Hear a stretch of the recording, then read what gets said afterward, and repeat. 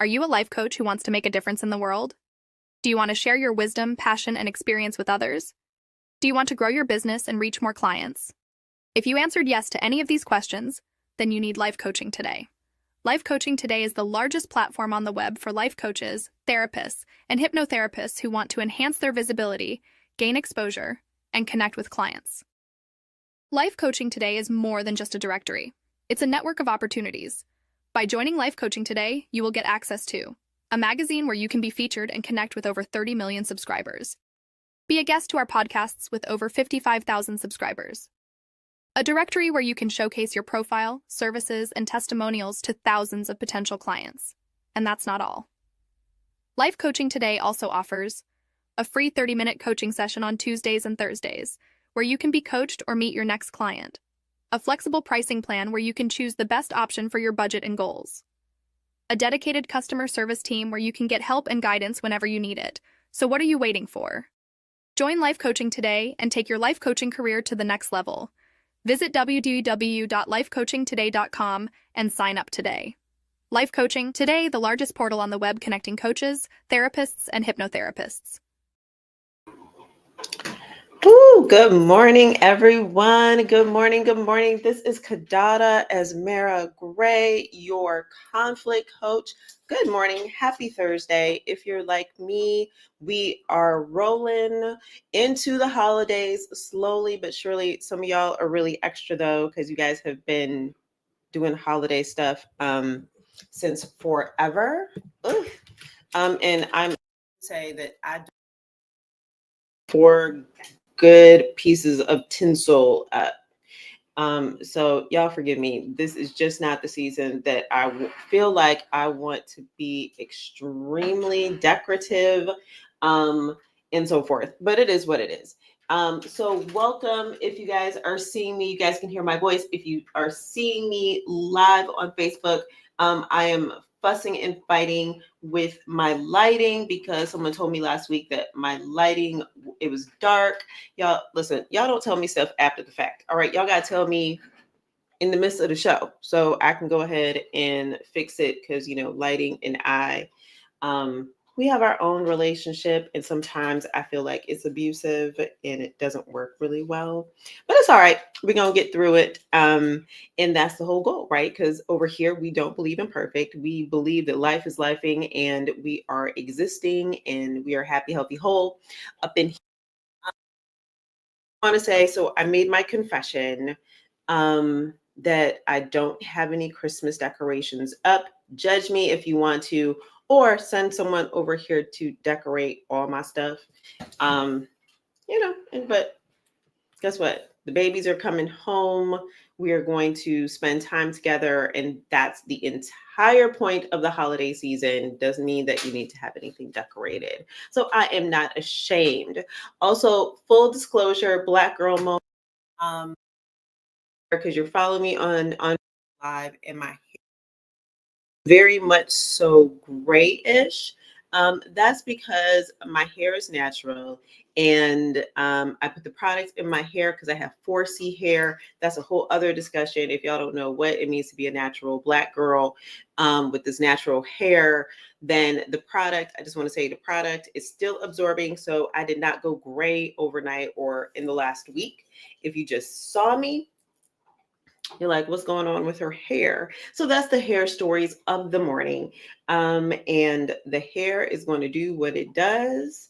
And we're just happy to be here. I am happy to be here. Once again, I'm Kiddada Asmara Grey, your conflict coach with Life Coaching Today Presents. And I am so excited this morning because I'm calling the show, What Does Civics Have to Do with It, y'all? Because I just know Civics 101, and I have been really racking my brain to figure out, did I ever take a civics class? And I can't remember because, so here's the truth about being in accelerated classes when you're in high school. People don't want to tell you this, but some classes you don't have to take. So it is assumed that you already know. I don't know why that is. And so we've all had social studies classes. And so we get a little tidbits and all that stuff of of civics, of policy, political making, how our government works in the United States. And apparently, some of y'all slept through the whole entire K through 12 and some collegiate level classes on civic engagement.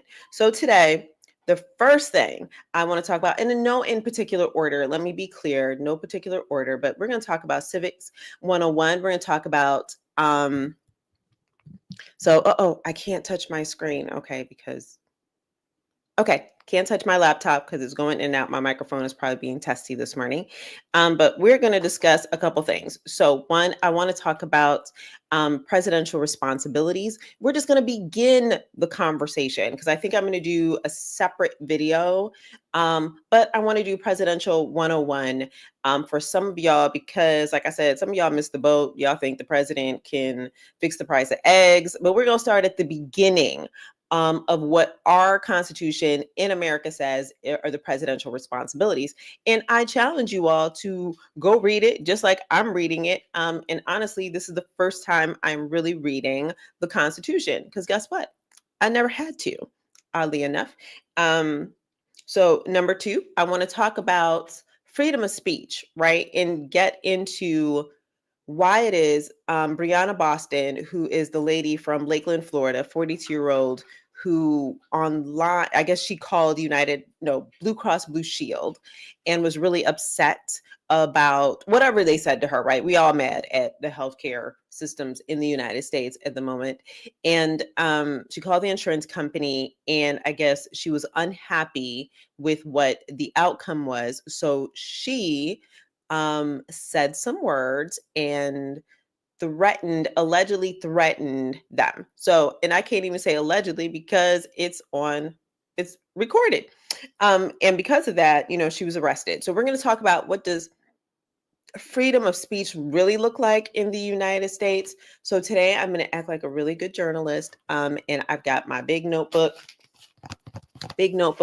of information. So if you're watching me live, I'm going to be looking down a lot because I want to get this right. And so I want to introduce some things. And like I said, more than likely, I'm going to do a separate video. So y'all go find my Life Coaching Today Presents page on Facebook. Y'all can find me on Instagram on Asmara Transformed.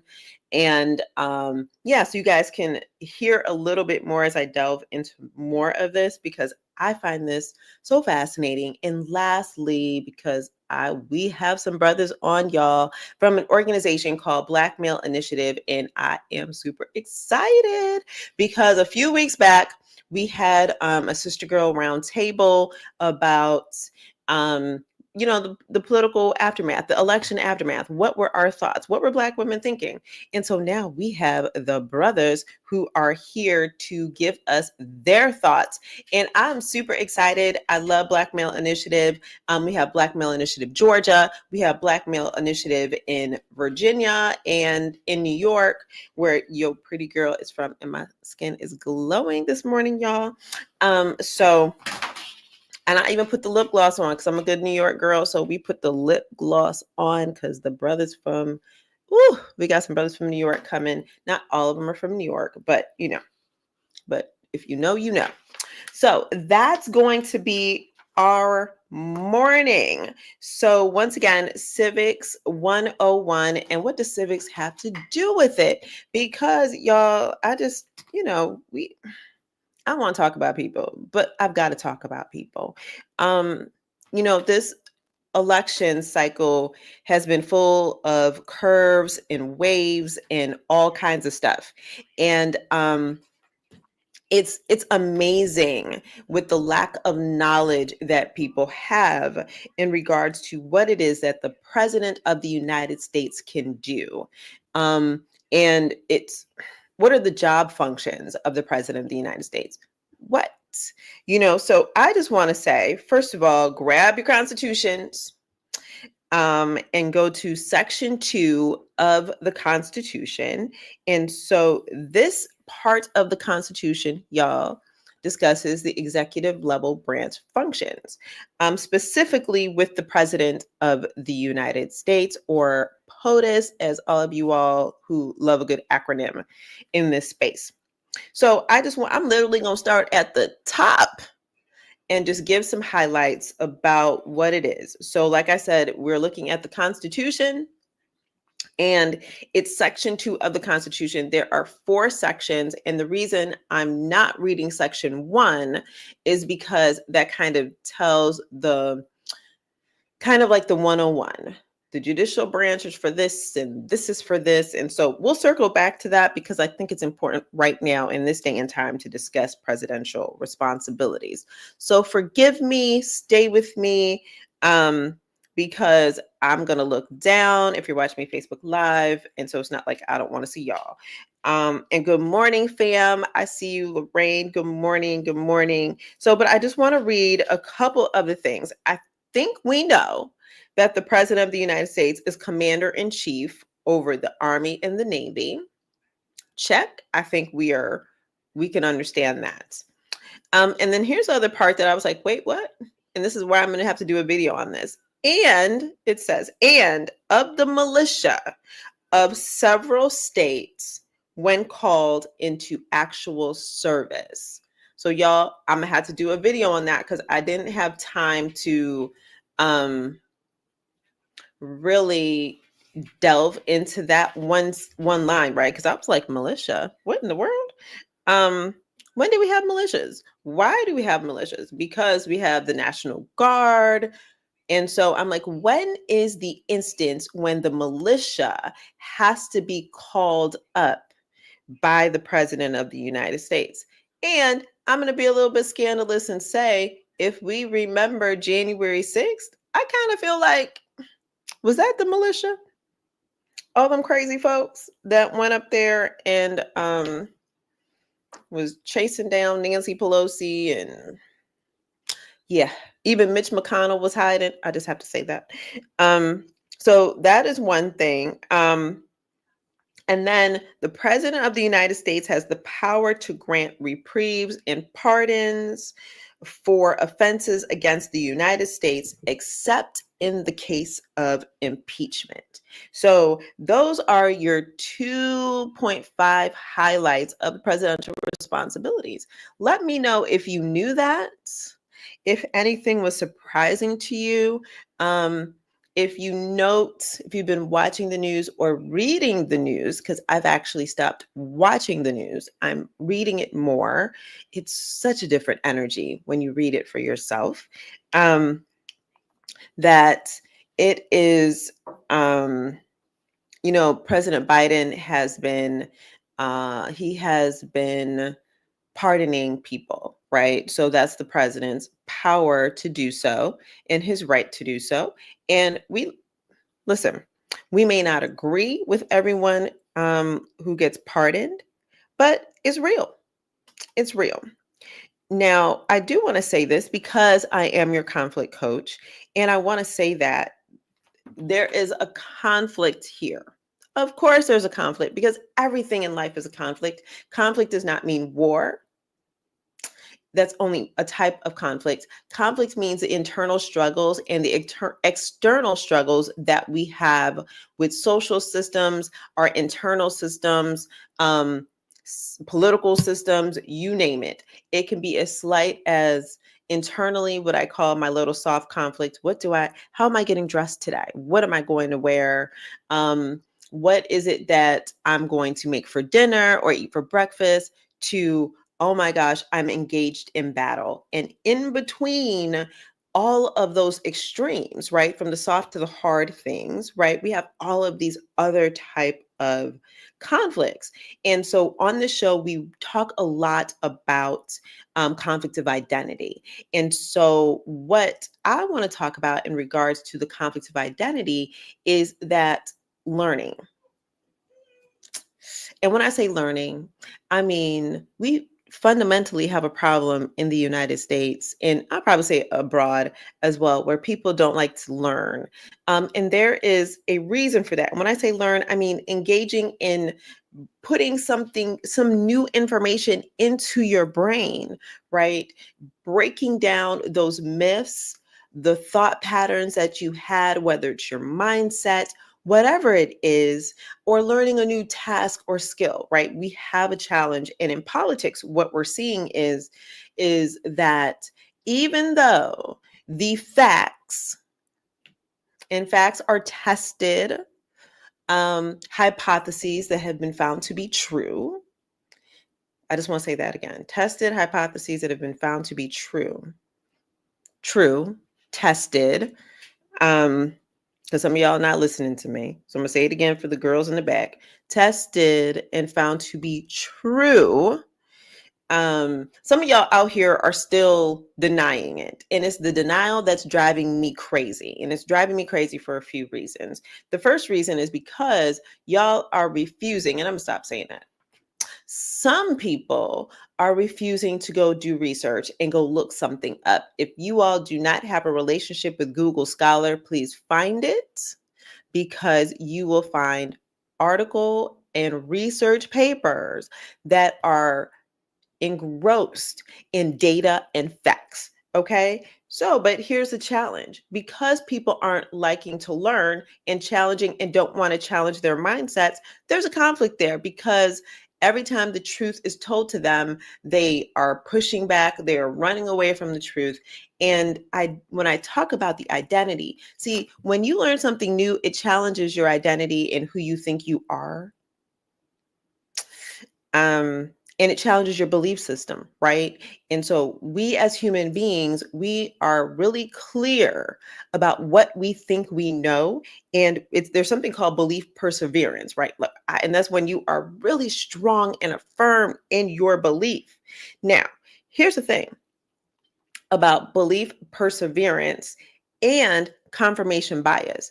So you have the ability to, your perseverance of belief, or belief perseverance, excuse me, is when you are strongly holding on to your belief system, even though the facts are being presented to you, and you're just like, I don't care what that says. I know what I know. I have to sigh, because that's craziness. I'm just going to say that. That's crazy. Because we should be open to facts, right? We should be open to new data. But here's the thing. Here's where it gets really hard for us as human beings. Our internal struggles up here in our brain is that confirmation bias, meaning we prioritize information that confirms our belief system, right? So if you believe the president of the United States can change the price of eggs, and in your heart you're like, in the Constitution, I know it says the president can change the price of eggs, and someone comes back and goes, no, that's not true. And you go, yes, it is. There's your confirmation bias, right? Because you are prioritizing whatever it is, information, whatever it is, and you have received, you are prioritizing that information, that it belongs to you. It is not changing. And so that is a conflict. And so a lot of people right now are really suffering from confirmation bias in their belief perseverance, because sometimes they're just wrong. And it's hard to say that they're wrong. And that is truly a conflict. And so those are just some of the reasons why it is that, if you're wondering, like, why is it that people are sticking to their belief system so hard in the political realm? It's because of that. There's other reasons as well. But guess what? You don't want someone to challenge your identity, because guess what? If you believe you know who you are, and your identity is inundated with people, your relationships are based on people that you are associating with, why would you want your thought system to be different than theirs, right? That could be challenging for you. So I just want to talk about that, because that is a huge thing. And say, yeah, so that is the presidential responsibilities 101 for this morning, and more to come on that. I'm actually going to take a sip of tea real quick, y'all. Mm. Do. Um, so let's talk about, because another conflict and what civic got to do with it, like I said before, is this idea of freedom of speech. Now, if you follow, I have to sigh because sometimes I don't even read articles anymore. Sometimes I read the headline and then I go into the chats. I want to see the commentary because at some point in time, someone's going to say, it's freedom of speech. I can say whatever I want to say. Well, let me just tell y'all, because some of you all in the United States don't know that free is not free. Your language is not free as you think it is. And so you might get caught up. And unfortunately, I'm going to say this, and this is going to be a little bit challenging, but I'm just going to say, unfortunately, we don't have a huge enough police force to take on all things like threats that occur amongst people and when people are not good to each other. And when I say that, I mean that a lot of people threaten other people. Oh, you know what? I'm going to kill you. I'm just using that as an example. Don't come for me. People use really harsh and terse language towards each other, and people think like name calling and so forth.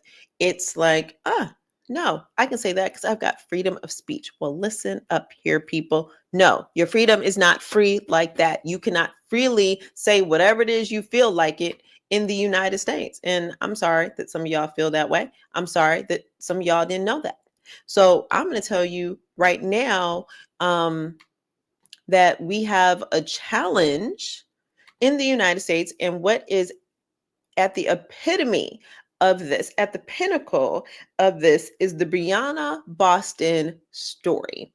And what piqued my interest about Breonna Boston, she's the white lady who called Blue Cross and Blue Shield, like I spoke of earlier, and she I guess she was engaged in heated discussion with them about her health insurance benefits. I'm hypothesizing.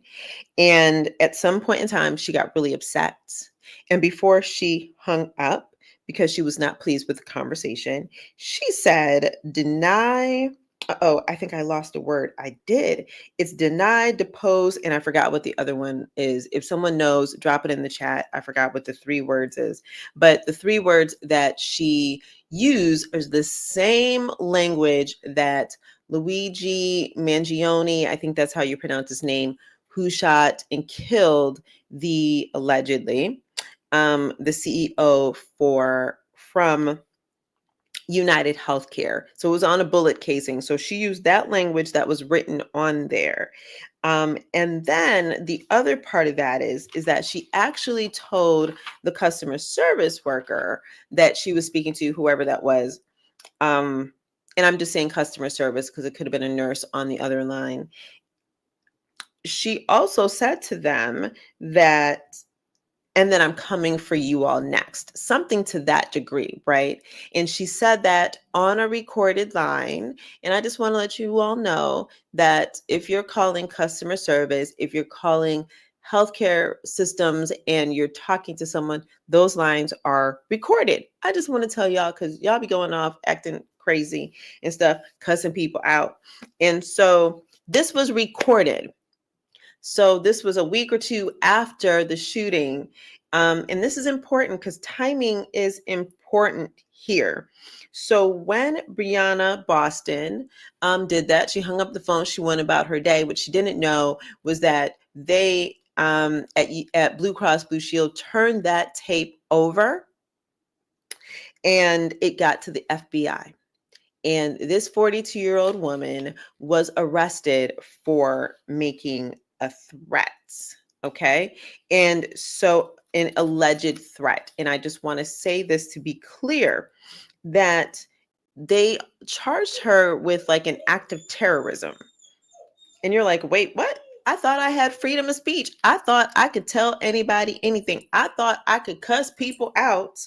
And I'm good. Well, you can't. Okay. Because freedom of speech ain't free. And timeliness of when you say something is important here in this case. And so even though people are up in arms, and listen, I hear you all out there. I'm reading it because women are so frustrated. This is what piqued my interest in this, is because women were so frustrated about, like, why did this woman get arrested for saying how she felt? She didn't threaten anybody, because guess what? When I get threatened as a woman, when men threaten me, guess what? No one comes to my rescue. The police are like, no, whatever. It's not important. They're dismissive. So this is what caught my attention, because women were fired up, blazing upset. So I was like, okay, well, there must be something to this. So I just want to say that she's charged with a felony towards the CEO and the staff, because they feel like she was charged with an act of terrorism, right? Which could get her up to 15 years in prison. Now, let me say this. I think she had like $100,000 bail or something like that. And the internet has come through, and they are raising money for her, hand over fist. So here's the interesting thing, right? Because remember, I said act of terrorism. So here's the thing about threats. There is a timeliness to threats, and this will be disputed. So in the courts, right? That's what the prosecutor, that's what the defense is going to go to battle over.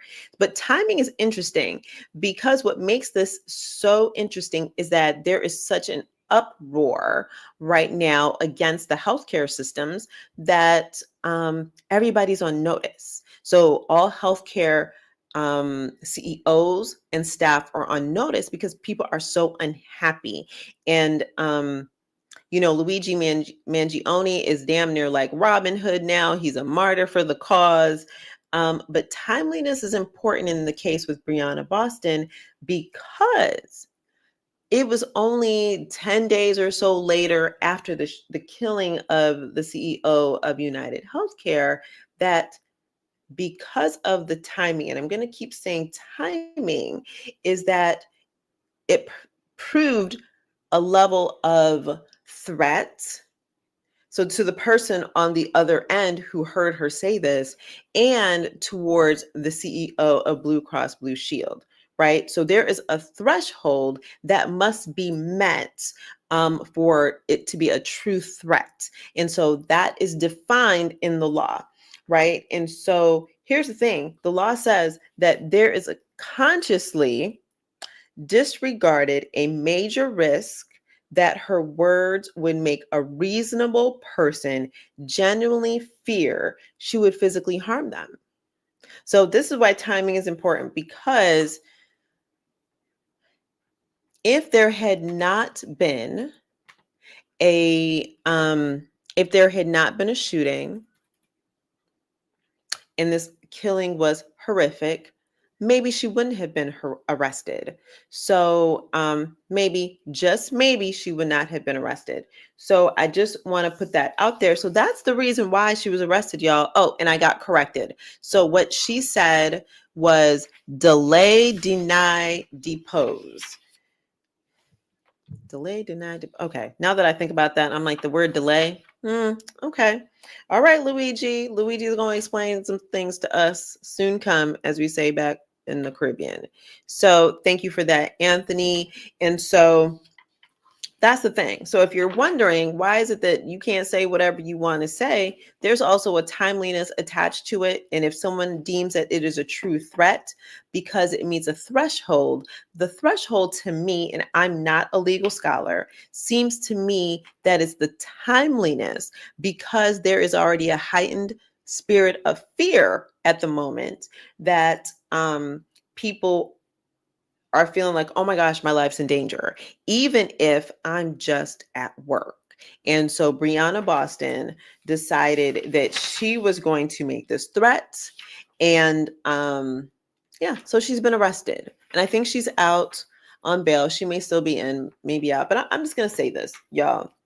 As adults, I just want to say, I don't know what the purpose of a threat is, because I understand we can be upset, but if we're adulting well, we know better, right? So I don't see her as a martyr. I don't see her as somebody that's holding up the trope of Robin Hood and fighting for all people, because she obviously is, I'm just going to say, I don't think she's smart enough to understand. Like, you can be frustrated. You don't have to name call. You don't have to threaten people, because one, that's bullying behavior. And two, there's consequences. So we are going to see if, as her court case meanders through the justice system, will she be held into account for her words? And if she is, that is going to change the dynamic. And I hope people are paying attention, because you can actually once again, go to Google Scholar, use Google as your friend,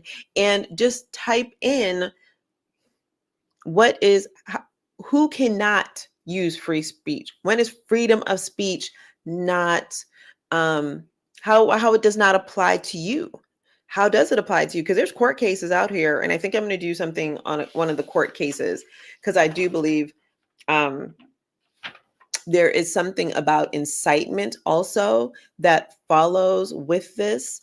And so there's actually a case called Brandenburg versus Ohio.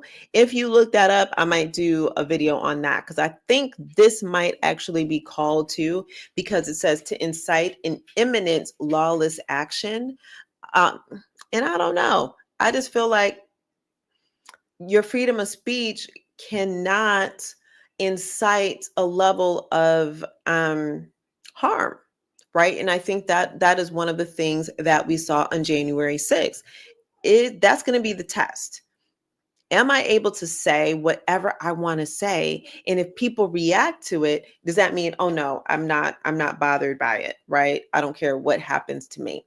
So y'all, this dog is over here. Y'all know Zora is always over here. Like, she don't know we do this every Thursday morning, and she wants my attention.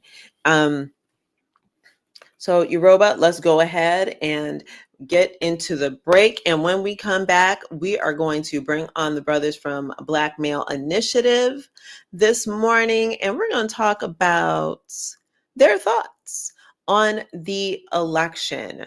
And I am super excited, because guess what, y'all? They were trying to throw Black men under the bus, roll right over them, as if they were the entire problem in this post-election season and during the election season. So I just want to say that kudos to Black men, because I just want to say this, that they voted at 78%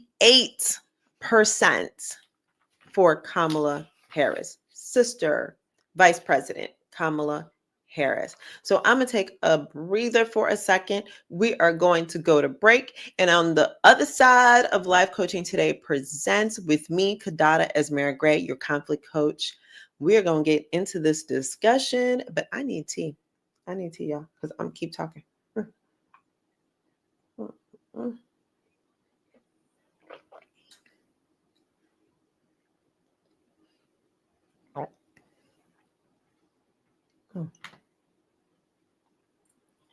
Well, maybe we're not going to break. Welcome to Life Coaching Today Presents, hosted by Kiddada Asmara.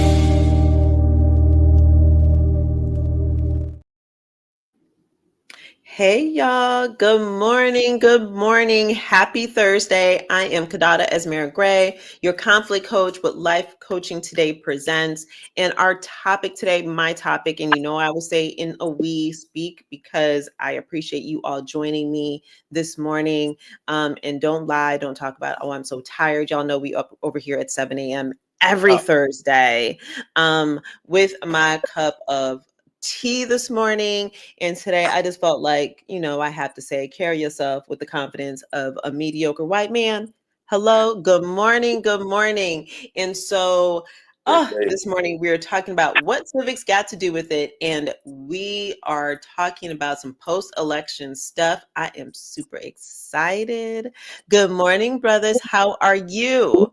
Grand Rising, Grand Rising. I'm doing tremendous. Thank you for having us, Kiddada. What up, Paris? Hey, what's going on, AB? How you doing, Mr. Dada? How y'all feeling this morning? We are good. I am so excited to have you all on now. Okay, y'all, out into the interwebs and Beyonce's internet. So I have these two beautiful Black men, these brothers on here from Black Male Initiative and of Georgia, because we have an umbrella organization called Black Male Initiative. So I'm gonna need y'all to get in the streets and follow these brothers in this organization because they are doing the damn thing. Now, I just want to say this. I'm kind of embarrassed to say this, y'all. I had not really heard of Black Male Initiative. And I don't know why that is, because I've got friends and crew members that work with y'all. So, I've got the Hank Stewarts of the world. I got El Madi Holly, my boy. And so I was like, wait, El, what? He just be doing stuff, don't tell people nothing, but that's okay, because what I come to find is that when you move in stealth ways, you can be powerful. And that is what I feel Black Male Initiative Georgia is giving. So this morning we have Paris Bankston on, who's an organizer with Black Male Initiative. And I'm going to pick on him because he look like he smile a lot. Thank you. Listen, I done put the gloss on this morning. Y'all gonna be smiling. And then we have Anthony Brown, who is also an organizer and listen, and a restorative justice practitioner. And let me tell y'all, I met Brother Anthony 2 Sundays ago. Was it two? Two Sundays ago, he came in looking all fly, had the hat on, sat next to me, and I was like, what is going on here? Okay, I see it. He was a little late, y'all, but it's okay. We ain't gonna talk about him. But I am super excited to have them on. And y'all, when I tell you that I, as someone who is in the political and social justice space, I love when men enter into this work. I love when Black men enter into this work, because I promise you, the word on the street is y'all don't get involved. Y'all don't do this type of work. It's always women carrying the heavy political water. We are the ones canvassing. We're knocking on doors. We're making phone calls. But before we go any further, Paris Bankston, I want you to introduce yourself. Tell us some of your business, brother. Tell us some of your business and who you are. Yes, I'm Paris Bankston. I've been in Atlanta, Georgia for the last 20 years. I'm an organizer for Black Male Initiative, a 501c3, 501c4 organization. We're pretty much a community activated organization. As you said so eloquently, we are like we under the turf. That's why we're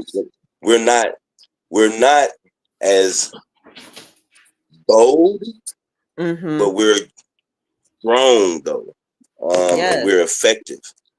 We're definitely effective, and we're changing the narrative of Black men in our community, household, and abroad by showing the positive work that Black men are doing out here. I myself personally, I grew up on the West Coast. I've lived life to the fullest, I must say, and I'm grateful to be here to share my thoughts. Thank you so very much, and welcome, Paris. And you're gonna practice smiling this morning. You smile over here. I ain't got to practice. Thank you, and I love what you said. That you said y'all grown over there. I like that. We like grown men. We love grown men. All right, Mr. Anthony Brown, my RJ brother, restorative justice brother. For all y'all who don't know what RJ is, and please introduce yourself to the family. First of all, thank you for having me again. My name is Anthony Brown. I am a restorative justice advocate. Yes. Impacted. I like to say I'm system impacted. I've been system impacted from life, from birth, because I was adopted. I never knew my biological parents. So I was a product of the child care system. And I wasn't lost through the system. I was able to get adopted. And then my first arrest came through the school to prison pipeline because my first arrest was for marijuana in school, right? So Mm. I'm talking from the criminal justice system from early on. Because I felt like a counselor or somebody that cared about boys that looked like me would have been like, hold on, Anthony's not a bad kid. Anthony, this is a bonehead move that he made. He brought some weed to school, but that led to my first arrest. And my adopted mother was she believed that I needed to learn by, I made a hard bed, so I need to lay in the bed. So I did 30 days in jail, and that 30 days changed my perspective, really took me on a different trajectory in my life because then I had to learn what being a quote unquote man was inside of jail, right? Mm. And with these abnormal environments and these perverse rules and stuff. So that really shifted my perspective. You talk about civics, I was very civically engaged in school. I ran for student president, won spelling bees and stuff like that, but I got derailed for a bad decision that I made. But fast forward, I did do a significant amount of time later on, but that's where I got my political education. All right. Justice system when I served 17 years from New York State Prison in the Federal Bureau of Prisons. I was inside those human warehouses, and I was able to see the detrimental effect that it does not only on one person, but on communities for generations. So that's where I come from, my background, restorative justice. I'm grateful to be here, and I want to talk about everything. I want to talk about it. All right. Thank you guys for that wonderful introduction. So first and foremost, let me just say this. Thank you all for your work. Really and truly, I humbly say that because you are needed in our communities. Thank you. And you are now a part of this family of this show. So y'all are family. So I'm gonna treat y'all badly. So no, I'm just playing. I'm just playing. But I just want to tell y'all, world, on Cat Williams' internet, I told them don't come on this show without presents for Kiddada. And apparently, I have not received a present. I received a gift certificate. I'm just saying. I'm just, it's all right. I'm gonna remember that though. See how family treats you. It's okay. I'm a tradition under the tree. It's gonna be up under the tree on appropriate day. Okay. What did Paris say? Paris was like, oh, "What me? I didn't know." Okay. Mm-hmm. No, I said the day ain't over. Okay. That's right. It's true. The day's not over. I like it so very much. So here's the thing, you all. I wanted to get your some of your political thoughts, because I mean, honestly, I felt like in the political system and in this election, you guys know in the world, I talk about the fact that I'm a political consultant. I do social justice work all the time. I live this life. And it was not beyond me to notice that Black men, literally the phrase Black men started to get weaponized. Like they were coming for y'all as if Black men were the bane of existence and you all were going to be the problem in this election cycle in this previous election cycle, and we now know that y'all were not. And so I just want to know, Anthony, why do you think that is? There's always a narrative about Black men. Before the 2024 election, there's always a narrative about Black men, whether we're lazy, whether we don't show up. All the negative stereotypes are always bandied about. You got to remember, before when Kamala first announced her presidency, Black men were asking questions. We was asking questions. We was having discussions in the barbershop. Remember after that historic call that Kamala Harris had after when she fundraised amongst Black women? Yeah. There was a phone call amongst Black men, Black organizers. Black Male Initiative was on that phone call. Black Male boots on the ground. We're the largest canvas organization in America. We led we knocked 2 million doors. 2 million doors. Come on, right? come through with that.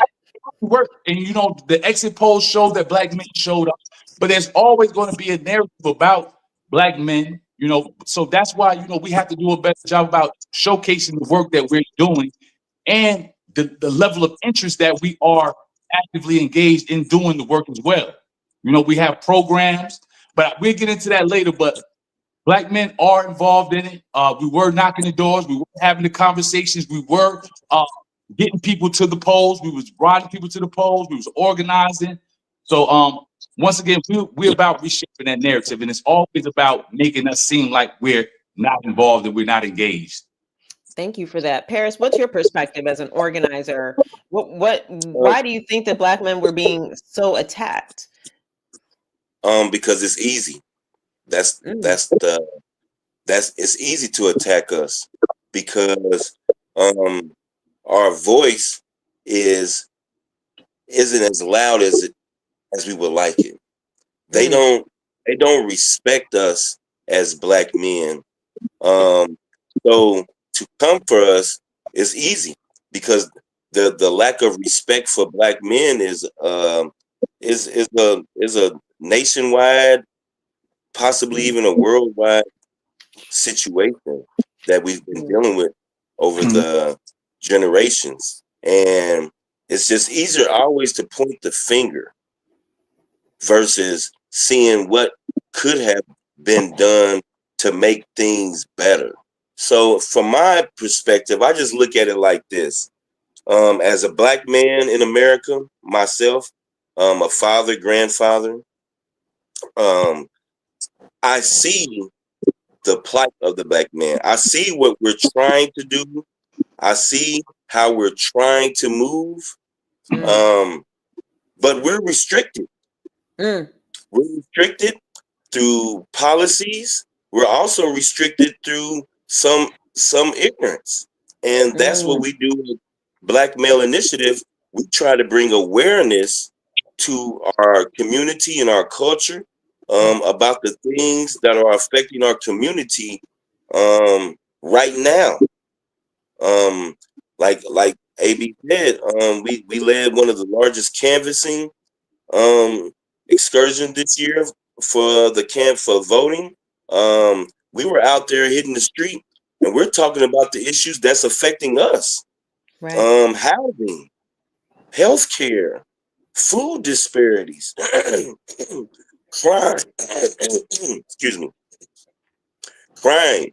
So we're actually out here pushing the line that Black men are here, and we're active, and we're trying to make a change. We're not trying; we are making a change. We're pushing that.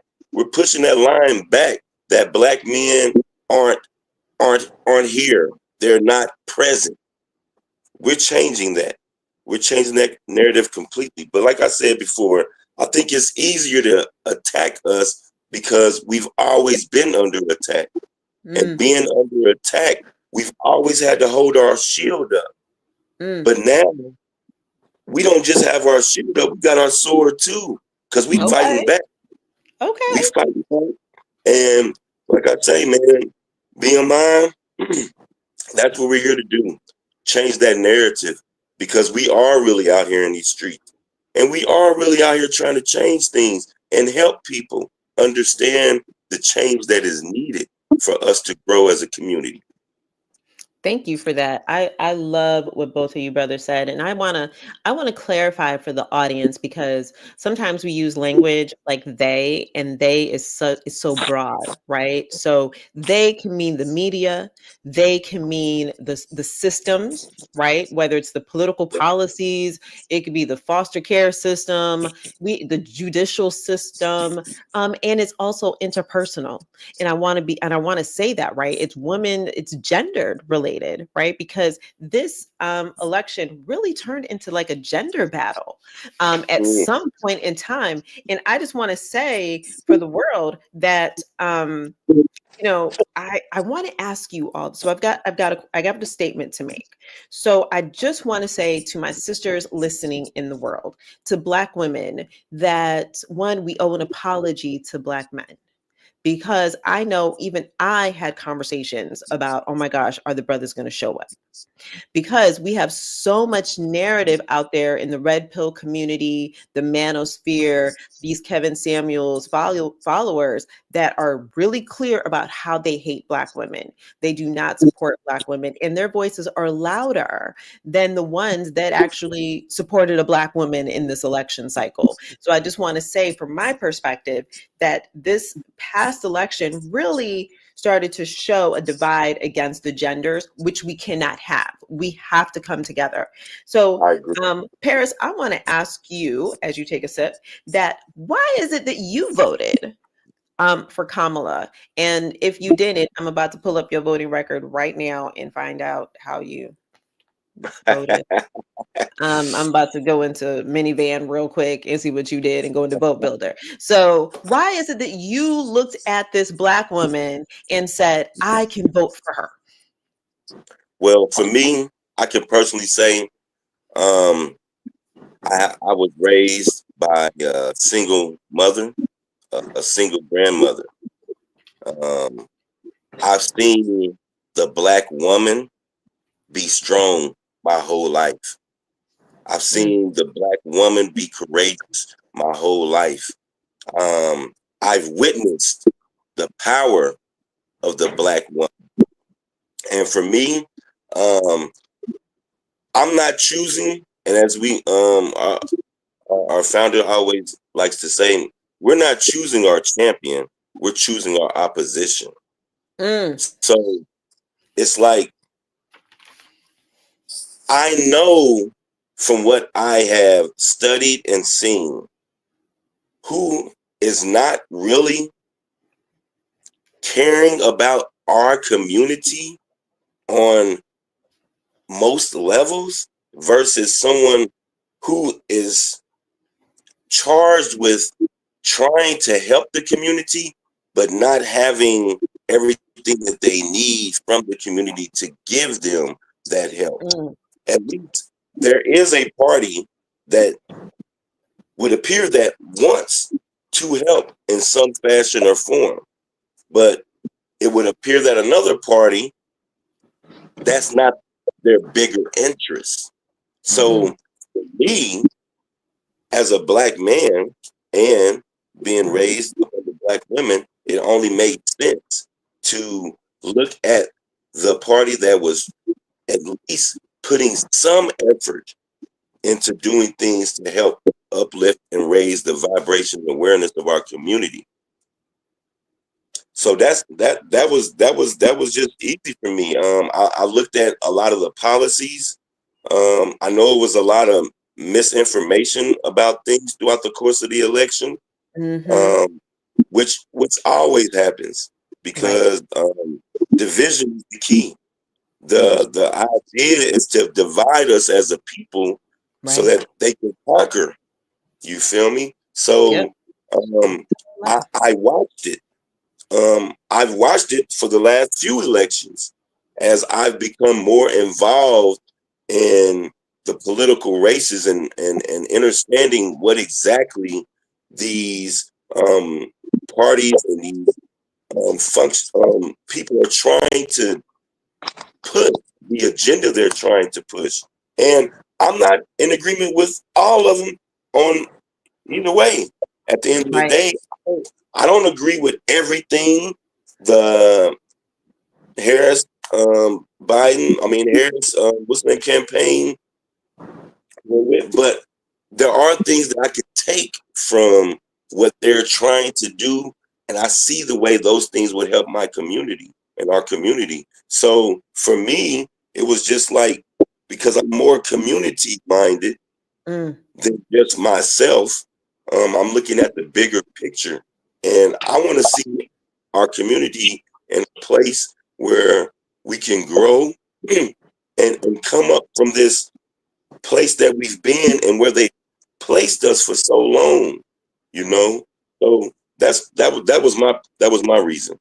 Thank you for, I love your answer. And for two reasons. One, the fact that you said that, guess what? You were raised by a Black woman. You saw the strength, you saw the struggle, you see that she can make a way out of anything, right? And so you saw a sister girl that was running for office and said she didn't get there just because she was breathing one morning, right? She had the skills to do that.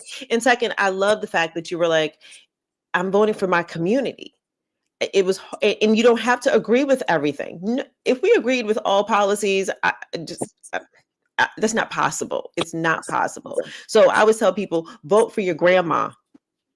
Because if she needs health care, we want grandma to have her insulin, people. Vote for grandma, right? And we know what diabetes looks like in our communities. So Anthony Brown, you get to tell us now why it is that you voted for Vice President Kamala Harris. And I'm checking.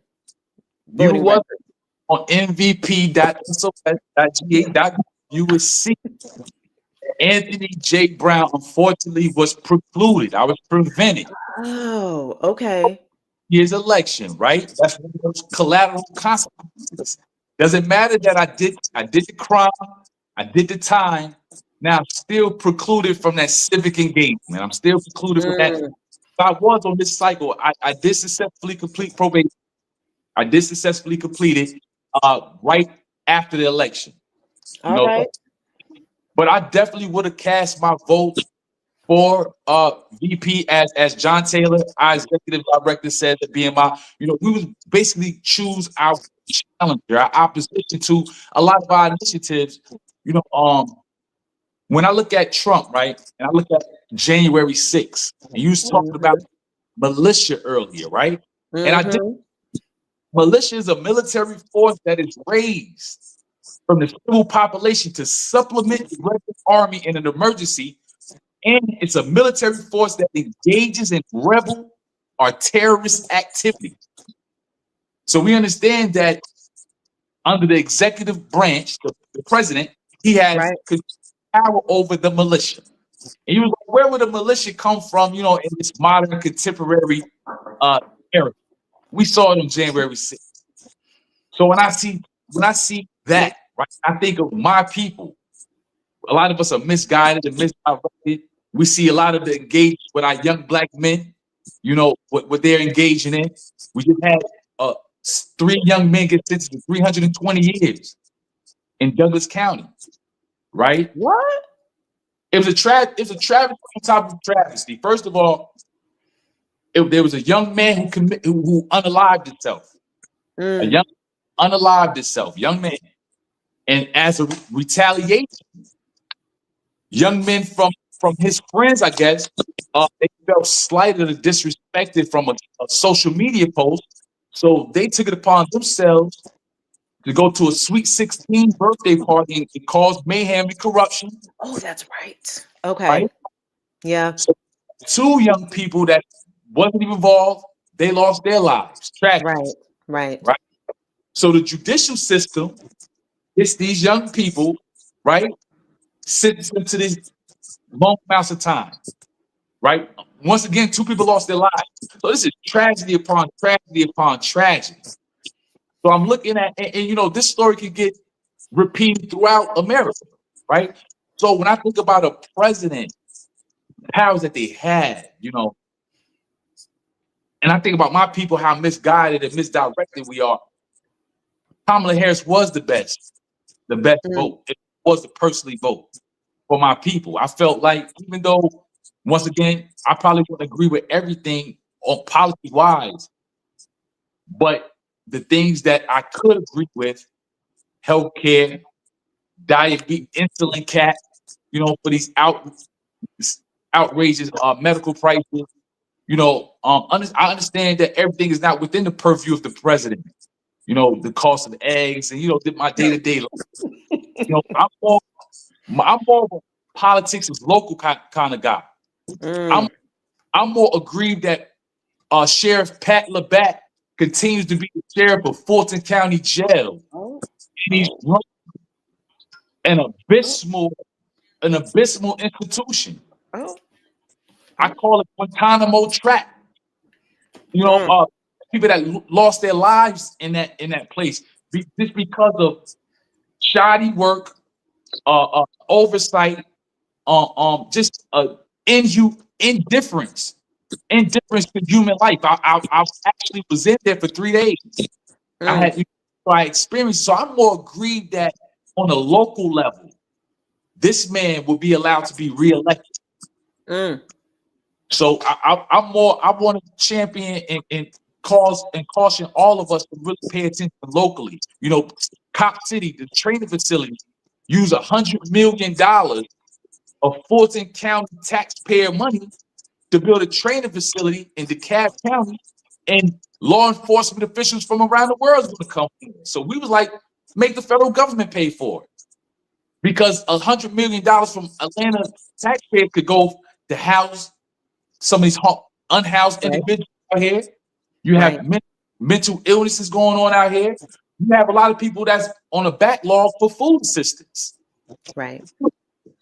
So that $100 million could have got more, could have done more for the community. So I think about these type of issues when I start voting, when I get my power back to vote. You know, I'm definitely going to bring, you know, this mentality, this artwork to the ballot box. So thank you. Listeners, I just want to share with you all, Anthony Brown and I will have a separate conversation about his life story. So if you're like, wait a minute, he couldn't vote, there's a reason for that, right? But here's the thing. He couldn't vote, but yet he was still civically engaged. So mad respect to you for that, because a lot of people stay away.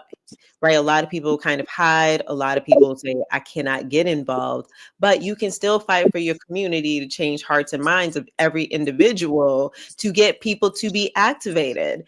And I think that is what I think post-election, I know it was heartbreaking that there was a loss. But I can tell you from my perspective, from what I saw, the level of activation, the level of movement building that happened in like 120 days and less was amazing.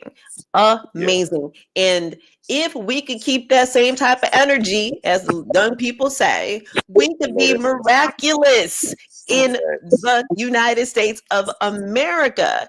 But we get tired. And it's like, wait, November 3rd. Okay, wait, here comes Thanksgiving. All right, here comes Christmas. And everybody's crying and everybody's like, listen, I got to go make some turkey and I just want to hang out with my people and I don't want to hear anything else anymore about it. And so because I think it's always good to hear the positive, I want to ask you, what did you see that was problematic about the election? Anthony, from your perspective, that whole election cycle, or even if there was a policy that was just like, I cannot do this, I cannot select this policy, or what did you see were some stumbling blocks? As far as the execution of the Harris campaign, I felt like, you know, Georgia I felt like she wasn't in the rural areas enough. I felt like, you know, I felt like I'm seeing too much in Atlanta. And even when we was canvassing, I was like, yo, we need to get to South Georgia with this message to let these people know about the insulin cap, the cap on the diabetes medication. We need to let people know about, you know, real world issues and stop having these parties in Atlanta. I felt like it was like a party atmosphere. I felt like it almost reminiscent of what Stacey had did on her second one. You know, we was partying too much, and I felt like we needed to be down there with the messaging, stay on message, and felt like it wasn't enough. It obviously came to bear the Hispanic reach, the Hispanic outreach. It was much more complex than just casting them all as illegals. If you know Mexicans, they're kind of conservative. They're conservative. I see them all the time in Walmart, and when I see them in Walmart, I see the young man with the young wife. The young wife got a baby in her belly. She got a baby on her hip, right? They're conservative. So their issue isn't all about, you know, frightening about illegal immigration, because that element, some of them, you know, don't mind the gang members, the MS-13, and, you know, some of the most harsher elements of immigration. So I felt like it wasn't complex enough to understand and talk to them as a people, as opposed to like this broad monolith. Listen. So everyone, because we have people that listen around the world, so this is really kind of Georgia specific conversation, political wise, and I'm just going to say it was a party atmosphere, which some of us could do without. Sure. I do agree with you that it was heavily Atlanta. It's always heavily Atlanta, which is so problematic because North rural and South rural are real. And we have a different types of African American Black voters in with the thought processes, right? And as you talk about the complexity of conservatism or liberalism or being moderate, we did not do a really good job in defining that. And to me, in the work that I do, I feel like that is work that needs to be done year round, not just in the election cycle. And so, listen, day one, everybody take your holiday break, but I can tell you January 1st, we need, I'm sorry, January 2nd, because some of y'all are gonna be sleeping. So you know, January 2nd, we need to get on it. So Paris, what do you think was the problem? What do you think went wrong? It doesn't have to be Georgia Pacific specific. It could be nationally too. I think for me, from what I heard, the younger voters, I think people were worried about the economy. People were worried about how they're going to pay their bills, how they're going to eat, how they're going to, further their children's education. How do they bring and create a family in a system that have not allowed them to progress in a way suitable for them to have a family? I think to piggyback on what AB said, I think the concentration was too much in the bigger populaces. And I can speak, I'm just looking at Georgia right now. It's like Georgia is such a large state, and it's always been a red state. Yep. The president, he got like 50%. But that's half and half. But the places where his 50% came from is 30 different spaces to our 8. Right. Yes. Right. We focused on the major populaces, but those outside demographics kind of like sway things in a way, I was me and AB was discussing yesterday, man. It's like, I think for me, certain issues kind of put people on a fence. It's like, do I go for this or do I go for that? This is this is like, for right now, this is going to affect my kids. Right. In the next 4 to 8 years. So it's like, how do I distinguish which one is more of a priority or has more value? And then you start thinking the younger generation, like, this is the age and the era of information. So there's so much information available. And when you're not hitting on the points that a certain age group are more into, like, they're tuned into certain things. And if we're not hitting those, because the young voters is really what you're looking for. Most people 40 and 45 and over, they're pretty much staying within their same realm of where they believe things are. And it's not a good or a bad thing. It's just the way what the mind works. Like, you've been doing something for so long, it's just like natural for me to go that way, Right. But younger generation, they don't really have that. A lot of them not even really understanding the concept of the power of the vote.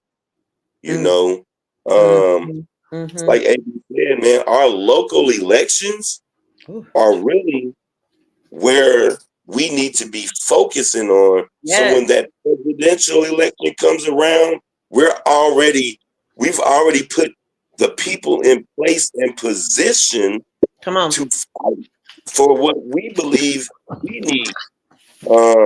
And most people just look at the voting as strictly for the presidential race, when the power in your vote really lies within your local elections. And I think that the presidential vote doesn't count or doesn't have value, but presidential elections are based on electoral votes. Popular votes doesn't always determine the winner, and electoral votes are distributed through different sections of the nation in different states. So putting people in place and position that see the same things that we see and at least are aligned with what we're trying to do. And when I say aligned, agreement and aligned are two different things. You don't have to be in agreement to be aligned with the cause. And the idea is to get everyone aligned, not in agreement, but aligned. And I think that right there was a space that we didn't really cover or conquer. It's like we still were misaligned as a community. We didn't really know, I mean, like I say, there's a lot of misinformation about the VP, but at the same time, everybody has the access to look and search for yourself, and study to show thyself approved. And that's what we as a community, I think, need to embrace more. We kind of don't take the time to actually search and study for ourselves. We kind of go by what we hear, and your eyes can be deceived, your ears can be deceived as well. So it's really what you put in yourself and your own self that gives you the place where you can actually make a better decision. And I just think that the Democrats didn't think on that level enough. And that's for me, because I'm looking and I was just telling, man, in the last 8 elections, the Democrats have had 5 candidates that had over 300 electoral votes. The Republicans have had one time in the last 8 elections where they got over 300 votes. And I think it was 304 when Trump went against Clinton. But the Democrats have always been in a place where they had more of the country on their side on what they were promoting. This election, it wasn't like that. And a lot of that was just that. So, yeah. I just want to say, y'all have blessed me this morning. Y'all have blessed me. Like the level of just intelligence and common sense and just the idea, like you all have obviously done have deep reflection in regards to how elections are won and lost, and just kind of like, what does Georgia look like? Because the world, listen, Georgia has 159 counties. And I was looking down at my piece of paper. I still have, this is my post-election analysis from just the rural counties. And it was really interesting to see, where we lost in the rural areas. And so to your point, we did not go into rural areas at all at all. And that is a different type of messaging and conversation, because down there in North, because we have rural areas in the northern areas too of Georgia, that is just a different conversation. So mad respect to you guys for understanding that and seeing that. And I'm just going to challenge Paris a little bit, because I just want to say that in political math, young people 18 to 25, they're not consistent, strong enough voters for us. And there's a lot of different reasons for that. One, including the fact that, guess what? A lot of them are college age. They don't even know how to vote in college. They don't know anything about that. So we need to work really hard with that. But I do believe that we can have the conversations and start cultivating and curating their minds, their political minds. And I just want to say too, that under the Biden administration, we have had one of the strongest economies that have come out of the pandemic. I just want to say that for y'all, because world, y'all need to listen. And this is where Paris was talking about, go do your research. This is why it's vitally important to understand what are credible resources. So you can actually go look up economists on, I would say, go to Google Scholars, because that's where academics do their work. That's where the research is, people.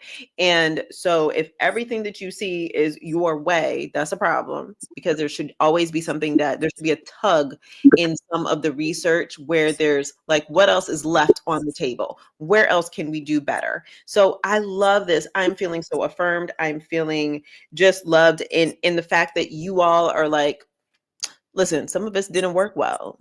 And some of y'all, I ain't gonna call anybody's names, is out here calling political people to task. But I'm gonna leave that alone. I'm gonna leave that alone today and be good. So I'm just gonna say, so we have Black Male Initiative. And so here's an opportunity, because we are well past our time. We're going to go to 8:30 today. And I want to take the rest of the show to discuss. Tell me, what are some of the initiatives? What is it that Black Male Initiative does, especially Black Male Initiative Georgia? Anthony, is on you. Okay, great. Thank you again. Black Male Initiative, we're a 501c3 organization. We have 5 pillars of work. We have education, civic engagement, economic empowerment, Black mental health and wellness, criminal justice. Those are our 5 areas of work. We have 40 programs that we operate through those 5 areas of work. One of those is our men's circles. Paris and I last night had a men's circle where we had 25 men from the city, not from the city, but in the city of Atlanta, in a circle discussing what they're feeling, what they're processing. They're talking about their emotional weather reports. We're having conversations that you don't typically have in the barbershops, that you don't have on the street corners.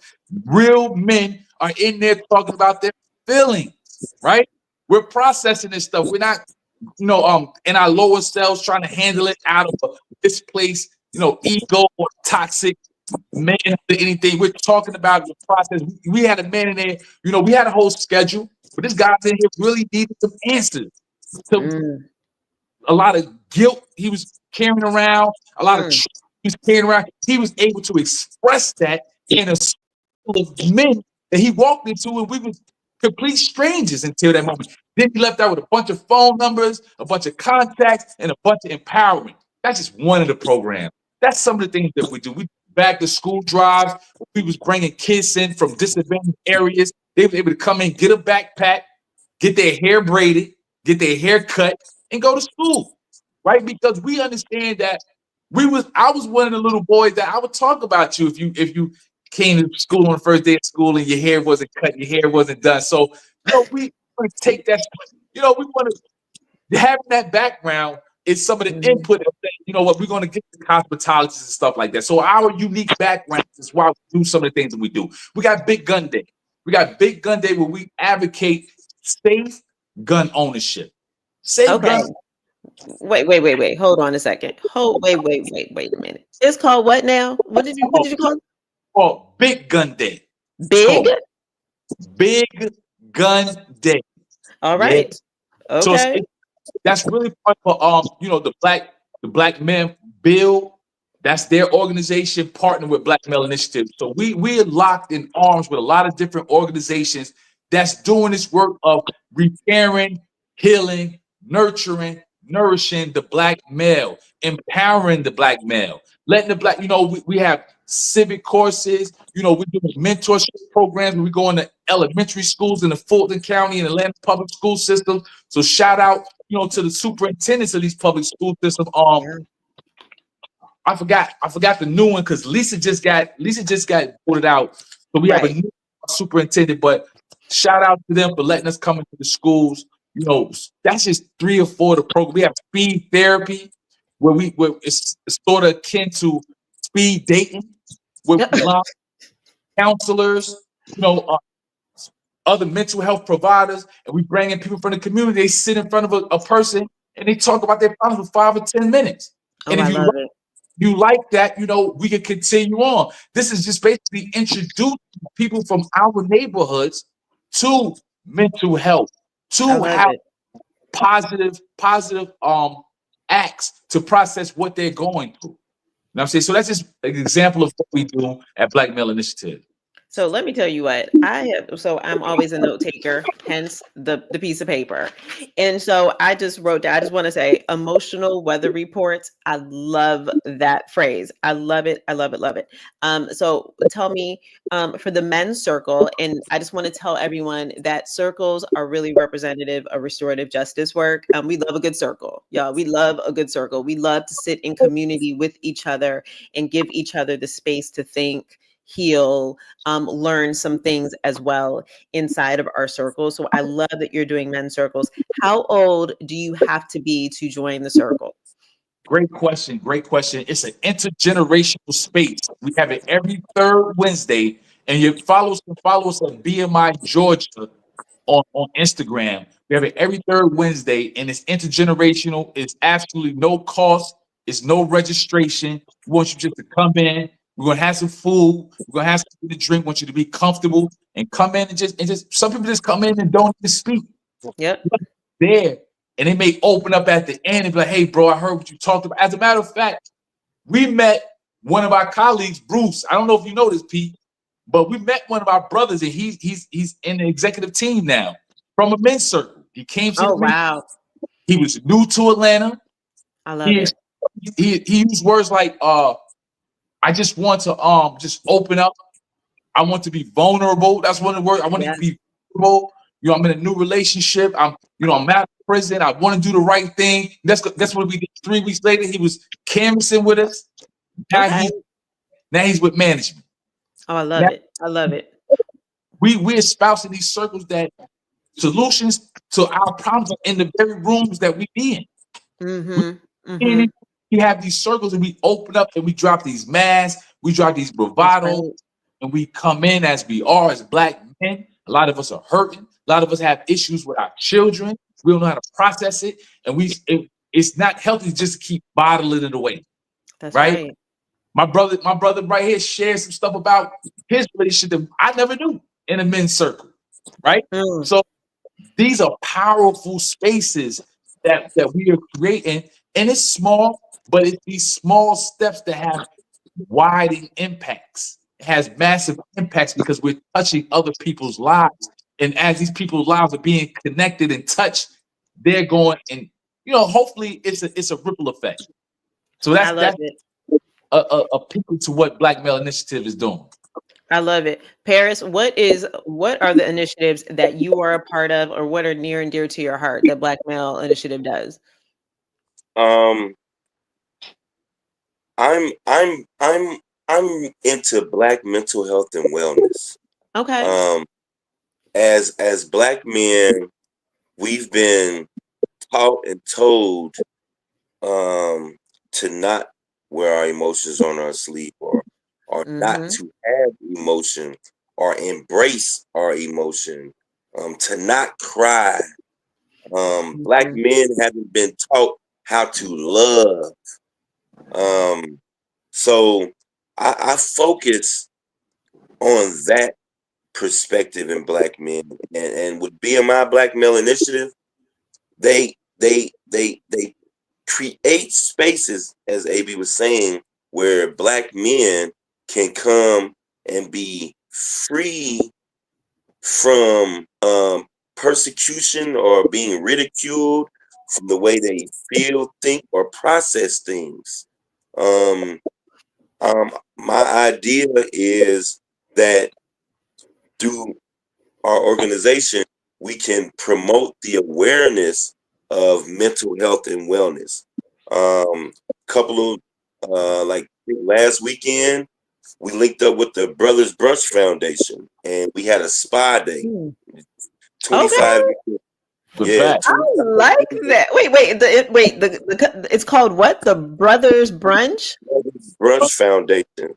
Listen, Yes. y'all out here doing it. Okay, I need to. Okay, I'm just taking And, notes. I'm like, okay. we was out in Douglasville to a black owned spa. I think the House of Kai. Yes. Okay. And they took care of us. We all had a chance to not worry about what is going on outside those doors. We had salt baths, we had sound baths, we did foot detoxes. Okay. It was promoting mental health and wellness for Black men, because we don't really, as Black men, we're never taught how to take care of our mental health and wellness. And that's one of the bigger things in our community. Seeing therapists, people, there's such a stigma on therapists, and people think therapist means you crazy. Right. But no, therapists are there specifically to help you guide your emotional track and your thought process, similar to what life coaches do, because I'm a certified life coach. All right, brother life coach. All right. And as life coaches, we show you the tools you already possess that you just not using or aware that you have, and how to use those things to help bring your life in full circle to the things that you want to have in your life. BMI, just as an organization, they're dedicated to uplifting and empowering the Black man civically through the use of direct action, advocacy, and grassroots organizing. So we're really out here in the community trying to promote Black men. Like we're connecting with other organizations and other Black men, and we're trying to create a foundation that Black men will have access to the things that they need to be successful. So, yes, as far as programs, like AB say, like we have 40 different programs under our 5 pillars. Wow. We also have a fitness day. We do fitness day, so we get just get to moving. It's not always about pumping weights or hitting the gym. It's really more of allowing yourself to escape what you're dealing with and just focus on you and what you need for yourself. We have the speed therapy as a ABC, but we do so many things in this 2025 year. I encourage everyone, follow us on social media, BMI Fun and BMI Georgia. We have so many things going on this year to promote Black men and the awareness of Black men. But don't be confused, because we definitely support Black women too. And we recognize that Black women are the cornerstone of what we're trying to build. So we partner with sister organizations as well to put things and events together. So 2025 is going to be a big year for Black people and the Black community, and BMI is here to push that line. So listen, I love y'all. Y'all my new besties. I love what you all have said, and I'm not going to push my my time anymore, because I love my I don't want my producer to be mad at me. But let me just say this. Y'all are doing a fantastic work. And this is not going to be our only conversation, because I actually have a question that I have to hold on to, because I need you all to come back, because I have a question about the relationship between Black men and Black women that I think that you brothers can give us some thoughts around and perspectives, because we need it. And like you said, 2025, we need to come together. We need to build our community. We need to come back, right? Our voices need to be louder than these red pillars. They've got to be louder than these Kevin Samuels dudes who out here just causing wreck and havoc. And so, you guys have told us where we can find you on Black Male Initiative Georgia, Black Male Initiative Fund. Everybody go find them and make donations, because they need money, y'all. So become a monthly subscriber, just like how y'all did for Kamala. Go ahead, be a monthly subscriber as low as $25 a month. I'm gonna add y'all to my list, because I'm gonna support anything that you all do. And hopefully my organizations in my business, I can be of assistance to you all as a life coach, because if you don't know, my master's is in conflict management. I love conflict. I love conflict. But that's all I'm gonna say. So in wrapping, thank you, Anthony Brown. Thank you, Paris Bankston. Thank you, Black Male Initiative Georgia, for saying, hey, yes, I'm gonna let y'all come and speak and have a voice.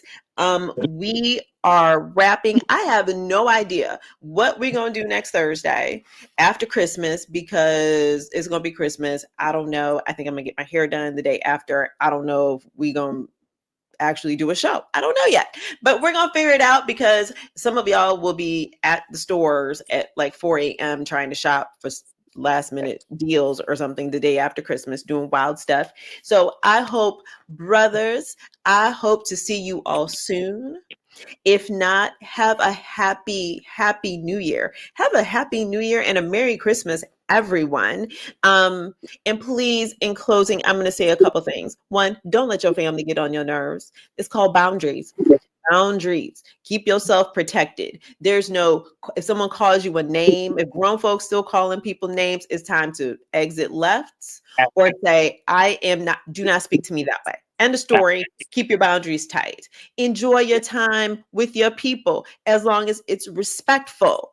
Hello, can I say it again? As long as it's respectful. And I'm going to say this for all the sisters and brothers that are struggling to come up with Christmas presents. I promise you this, your children want your love and your time more than anything else. And don't feel bad, because children need to learn that the main thing that their parents can do for them is housing and food. And the toys are secondary and tertiary, and it is not that important. And so keep on going. We will get through this together. And thank you for joining Life Coaching Today Presents with me, Kiddada Asmara Grey, and the gentleman from Black Male Initiative. And thank you guys so very much for joining me. And Anthony, I'm gonna hit you up in a minute. Paris, I will hopefully see you soon. I still want to see my Christmas presents. And I'm asked because I need a t-shirt. Thank you very much. And so goodbye to everyone. Enjoy your Thursday. Thank you, guys. Thank you. Bye-bye.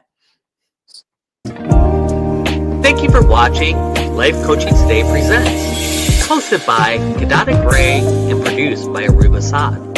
Our mission at Life Coaching Today is to empower your health, business, community, and life.